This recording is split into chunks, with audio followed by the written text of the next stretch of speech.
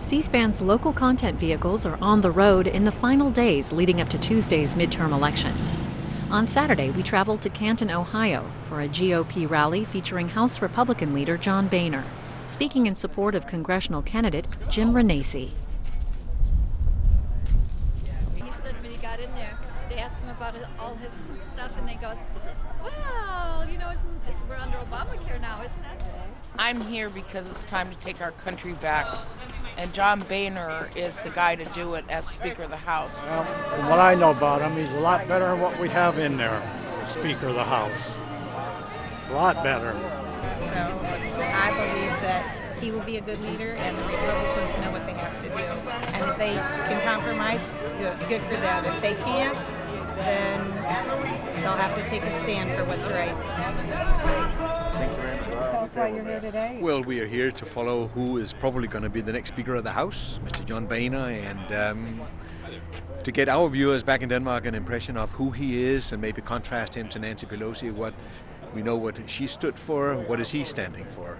I feel it makes him a strong Republican candidate. Mr. Boehner, you're saying? I wish I could answer that better. He has strong core values that I share, and he has the experience in Washington, D.C., as well as in Ohio. He's outspoken. He's strong for constitutional policy. This health care bill was unconstitutional. You can't demand that people all have health care or they get fined if they don't have it. He'll stand for that, and he'll definitely stand for better fiscal control of what we have right now and try to get this massive burden of debt off our back. I think the divisiveness that has occurred is not come from the Tea Party. Do we seem extreme to you?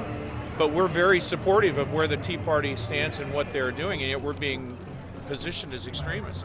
I think you're seeing millions and millions of people across the country just like us that feel that. So the divisiveness, I don't think is coming from the Tea Party. I think the divisiveness is coming from policy that's getting away from core individual bedrock American principles. This is a different country today than it was even 10 years ago. No.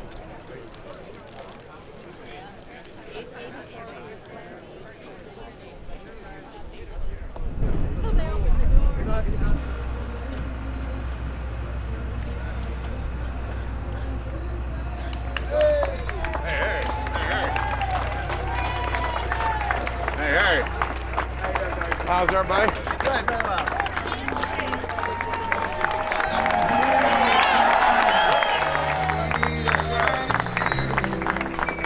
Detroit down to Houston and New York to LA. Well, it's pride in every American heart, and it's time we stand and say.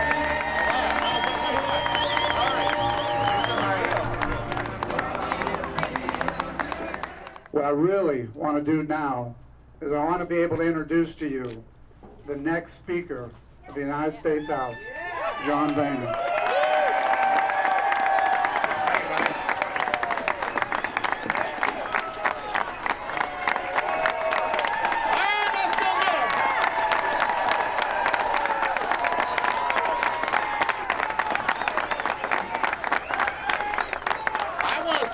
Thanks to all of you for being on our team and doing everything that you're doing to help our team win this election.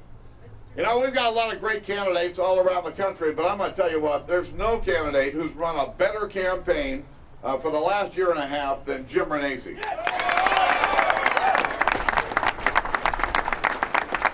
I'm proud of him, I'm proud of his team, and I'm proud of all of you. For the job that you're doing on his behalf, because if we want to send Nancy Pelosi packing to San Francisco, we have to elect Jim Renacci.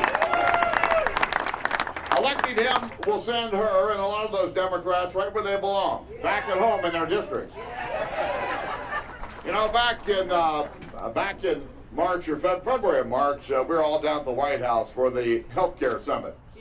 And during that discussion, the president said that, you know, when we have ideological differences or we have philosophical differences, he said, and I'll quote, "That's what elections are for."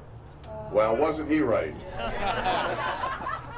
You know, if you're tired of all the bailouts, if you're tired of all the spending, if you're tired of the government takeover of virtually everything in America, and if you're tired of Obamacare, that's what elections are for.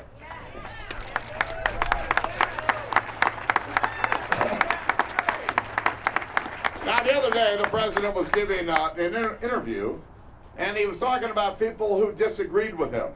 And he referred to people that disagreed with him as enemies. Oh, no, that's the word he used, enemies. Now, you know, listen, I've watched President Reagan, President Bush, President Clinton, George W. Bush. They reserved the use of that word for global terrorists, for dictators around the country who hated freedom and who hated America. But for the president to use that word, enemies, for those who oppose his plan of bigger government, for those who believe that we ought to have a smaller, less costly, and more accountable government, I find rather appalling. But I've got a word for those people, and it's not enemies. For those who would have the audacity to stand up and fight for a smaller government, to fight for the Constitution, to fight for our freedoms, and to fight for a smaller, less costly, and more accountable government that's been the backbone of our country. You know what that word is? Patriots! Yeah.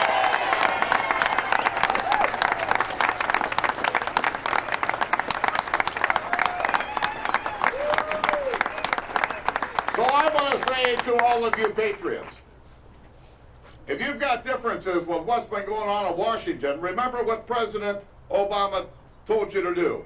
That's what elections are for.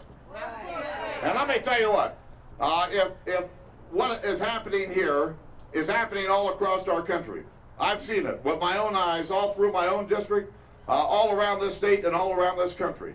The American people want something done about what's happening in Washington. And I got to tell you what, if we're lucky enough to be in the majority, and I'm lucky enough to be the Speaker of the House, it's going to be real different. And I'm not talking about just different than what Democrats are doing, but I'm talking about different. Differently than even Republicans were doing the last time we had the honorable government. It's time to get serious about spending. It's time to get serious about the big problems that confront our country. And it's also time to fix the Congress of the United States. No more 2,300-page bills that no one has ever read. Oh, no. No more phantom amendments and bills that after they come out of committee. It is time for us to fix the Congress, because if we don't fix the Congress, Congress's ability to fix the big problems in our country is almost, it's not going to happen, and you know it's not going to happen. Listen, I'm the last guy in the world who ought to be standing here. You know, I've got 11 brothers and sisters, and my dad owned a tavern. I grew up with every rotten job there ever was, and I was damn glad to have every one of them. And I'm going to tell you what, I'm here because I grew up in America. Country where you can grow up and be anything you want to be and do anything you want to do. And I surely never wanted to leave my business and go to Washington and do this. I really didn't. But I'm going to tell you what, I went there because I believe in our country, because we create opportunities for our citizens unlike any country in the world. And if we don't get a hold of this government and create a smaller, less costly, and more accountable government, those opportunities will not be there for our kids and our grandkids. This is a fight. This is a fight that patriots ought to be having all around the country. God bless all of you, and God bless the United States of America.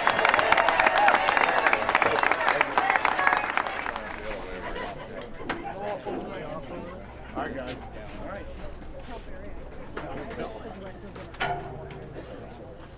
I talked to him 3 times today already. All right. Eagle Scouts on the stage. Uh-oh. Wow. All right. Yeah, be good. How am I going to get down there? Well, hold on.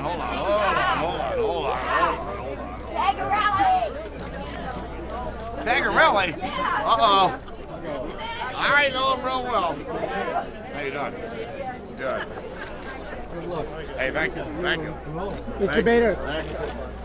Take it back. How you doing? Have fun. I'm sorry, Dan.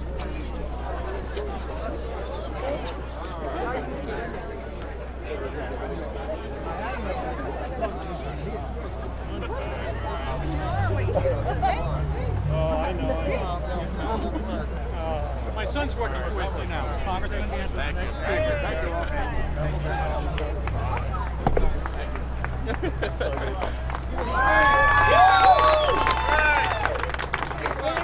Thank you.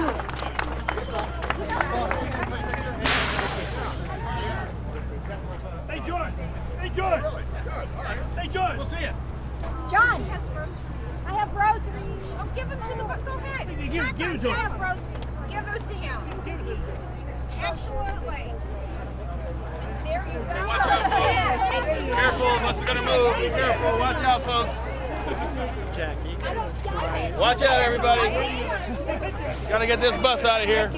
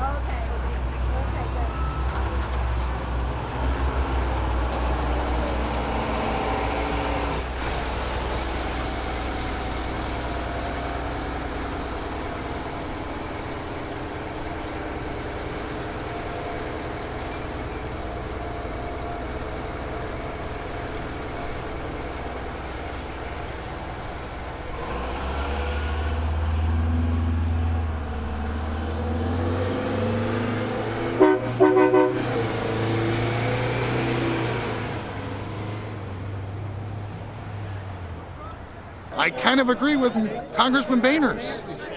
What is it specifically that you agree with? Specifically, that the Constitution is not a living document. It's set in stone from the beginning to the end. Based upon what I've heard, what I've read, I think that he would have a strong, forceful leadership. He certainly seems to have a vision for the country, and listening to him today, I think he'll carry that forward based upon what he said today. Looking forward to change in the right direction, change to conservatism, change, get away from this socialism, and I want our Constitution to be safeguarded, and the rule, law of the land to be safeguarded. I want our freedom to be safeguarded. I think John Boehner's gonna be an awesome leader. He's not gonna be for big government. Lower taxes. He's not gonna tax everybody to death. That's part of the problem now. No one has any money because they're being taxed to death. I like him. If he stays true to what he says, I think he'd be a good person. But he is a politician, so you have to wonder if any of them are going to keep their promises. It seems a lot of people came to hear John Boehner speak, and he gave his usual Washington speak. It seems like a lot of opposition to the existing president, and so it was riling up the troops, pretty much. Right now it seems that a lot of people are very upset. There's a lot of anger, which is often visceral. A lot of people couldn't really explain to me the exact details of the politics they disliked. It was a lot of emotion, it seems, and it was a lot of being upset at the president and the people in Congress today.